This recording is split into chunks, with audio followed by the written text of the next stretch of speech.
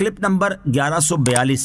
اس clip میں آپ قرآن پاک کی سورہ لقمان کی آیت نمبر 31 سے 34 تک کی تلاوت، ترجمہ قرآن اور تفسیر قرآن صراط الجنان سماعت فرمائیں گے۔ بسم اللہ الرحمن الرحیم۔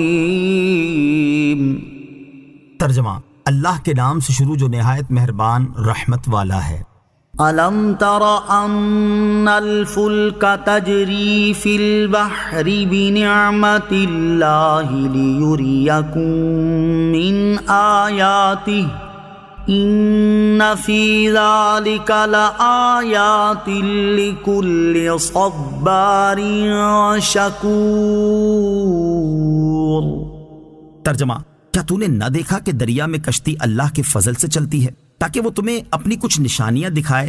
بے شک اس میں ہر بڑے صبر کرنے والے بڑے شکر گزار کے لیے نشانیاں ہیں۔ الم ترا، کیا تو نے نہ دیکھا؟ اس آیت میں اللہ تعالیٰ کی وحدانیت کی ایک اور دلیل ذکر کی جا رہی ہے۔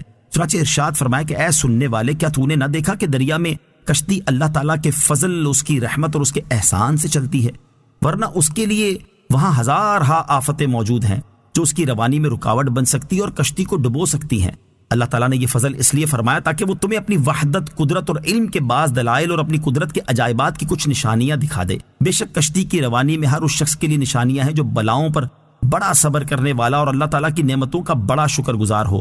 صبر اور شکر یہ دونوں صفتیں مومن کی ہیں، تو گویا ارشاد فرمایا اس میں ہر مومن کے لیے نشانیاں ہیں۔ وَإِذَا غَشِيَهُم مَّوْجٌ كَالظُّلَلِ دَعَوُا اللَّهَ مُخْلِصِينَ لَهُ الدِّينَ فَلَمَّا نَجَّاهُمْ إِلَى الْبَرِّ فَمِنْهُم مُّقْتَصِدٌ وَمَا يَجْحَدُ بِآيَاتِنَا إِلَّا كُلُّ کفور۔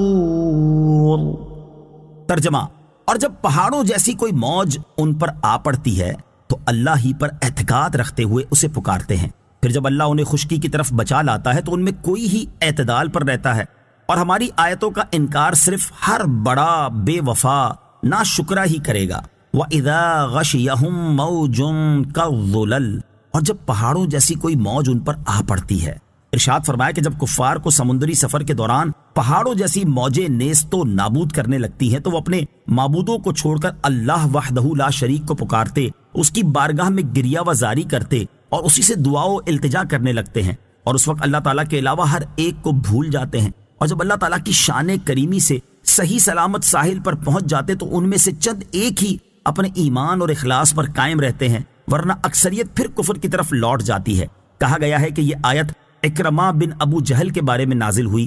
جس سال مکہ مکرمہ فتح ہوا تو وہ سمندر کی طرف بھاگ گیا، وہاں مخالف ہوا نے گھیرا اور خطرے میں پڑ گئے، تو اکرمہ نے کہا اگر اللہ تعالیٰ ہمیں اس خطرے سے نجات دے تو میں ضرور دو عالم کے سردار محمد مصطفیٰ صلی اللہ تعالیٰ علیہ وسلم کی خدمت میں حاضر ہو کر ان کے ہاتھ میں ہاتھ دے دوں گا اور ان کی اطاعت کروں گا۔ اللہ تعالیٰ نے کرم کیا اور ہوا ٹھہر گئی۔ اکرمہ مکہ مکرمہ کی طرف آ گئے اور اسلام لائے، اور بڑا اخلاص والا اسلام لائے، تو یہ اعتدال پر رہنے والے تھے، اور ان میں سے بعض ایسے تھے جنہوں نے عہد پورا نہ کیا۔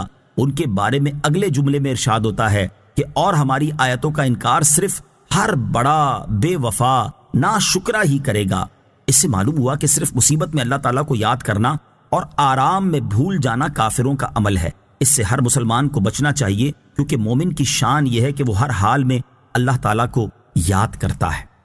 یا ایھا الناس اتقوا ربکم واخشوا یوما لا یجزی والد عن ولده ولا مولود هو جاز عن والده شیئا ان وعد اللہ حق فلا تغرنکم الحیاۃ الدنیا ولا یغرنکم باللہ الغرور۔ ترجمہ، اے لوگو اپنے رب سے ڈرو اور اس دن کا خوف کرو جس میں کوئی باپ اپنی اولاد کے کام نہ آئے گا اور نہ کوئی بچہ اپنے باپ کو کچھ نفع دینے والا ہوگا۔ بے شک اللہ کا وعدہ سچا ہے، تو دنیا کی زندگی ہرگز تمہیں دھوکہ نہ دے، اور ہرگز بڑا دھوکہ دینے والا تمہیں اللہ کے علم پر دھوکے میں نہ ڈالے۔ یا ایھا الناس اتقوا ربکم، اے لوگوں اپنے رب سے ڈرو، یعنی اے اہل مکہ اپنے رب عز و جل سے ڈرو اور قیامت کے دن سے خوف کرو جس دن ہر انسان نفسی نفسی کہتا ہوگا، اور باپ بیٹے کے اور بیٹا باپ کے کام نہ آ سکے گا۔ نہ کافروں کی مسلمان اولاد انہیں فائدہ پہنچا سکے گی، نہ مسلمان ماں باپ کافر اولاد کو۔ بے شک اللہ تعالیٰ کا وعدہ سچا ہے، اور ایسا دن ضرور آنا اور دوبارہ زندہ کیے جانے، اعمال کا حساب لیے جانے اور ان کی جزا دیے جانے کا وعدہ ضرور پورا ہونا ہے۔ تو دنیا کی زندگی جس کی تمام نعمتیں اور لذتیں فانی ہیں، وہ تمہیں ہرگز دھوکہ نہ دیں کہ ان نعمتوں اور لذتوں کے شیفتہ ہو کر ایمان کی نعمت سے محروم رہ جاؤ، اور ہرگز بڑا دھوکہ دینے والا شیطان دور دراز کی امیدوں میں ڈال کر تمہیں اللہ تعالیٰ کے علم پر دھوکے میں نہ ڈالے اور تمہیں گناہوں میں مبتلا نہ کر دے۔ اس آیت میں یہودیوں اور عیسائیوں کے باطل عقائد کا بھی رد ہے کہ یہودی کہتے تھے ہم پیغمبروں کی اولاد ہیں اس لیے ہمیں کوئی عذاب نہ دیا جائے گا، جبکہ عیسائی یہ کہتے تھے حضرت عیسیٰ علیہ السلام نے ہم سب کی طرف سے کفارہ ادا کر دیا ہے اس لیے ہمیں بھی کچھ نہیں ہوگا۔ انہیں یاد رکھنا چاہیے کہ عقیدے کی درستی کے بغیر کوئی کسی کو نفع نہ دے سکے گا۔ ہاں عقیدہ درست ہوا تو نیک دوست، نیک والدین، نیک اولاد سب کی طرف سے فائدہ متوقع ہے۔ ان اللہ عنده علم الساعة وينزل الغيث ويعلم ما في الارحام وما تدري نفس ماذا تكسب غدا وما تدري نفس بأي أرض تموت إن الله عليم خبير۔ ترجمہ: بے شک قیامت کا علم اللہ ہی کے پاس ہے، اور وہ بارش اتارتا ہے اور جانتا ہے جو کچھ ماؤں کے پیٹ میں ہے، اور کوئی شخص نہیں جانتا کہ وہ کل کیا کمائے گا، اور کوئی شخص نہیں جانتا کہ وہ کس زمین میں مرے گا۔ بے شک اللہ علم والا خبردار ہے۔ ان اللہ عنده علم الساعہ، بے شک قیامت کا علم اللہ ہی کے پاس ہے۔ شان نزول: یہ آیت حارث بن عمر کے بارے میں نازل ہوئی جس نے نبی کریم صلی اللہ تعالی علیہ وآلہ وسلم کی خدمت میں حاضر ہو کر قیامت کا وقت دریافت کیا تھا، اور یہ کہا تھا کہ میں نے کھیتی بوئی ہے، مجھے خبر دیجئے کہ بارش کب آئے گی، اور میری عورت حاملہ ہے، مجھے بتائیے کہ اس کے پیٹ میں کیا ہے، لڑکا یا لڑکی۔ نیز یہ تو مجھے معلوم ہے کہ کل میں نے کیا کیا، البتہ مجھے یہ بتائیے کہ آئندہ کل کو میں کیا کروں گا۔ نیز میں یہ بھی جانتا ہوں کہ میں کہاں پیدا ہوا، لیکن مجھے یہ بتائیے کہ میں کہاں مروں گا۔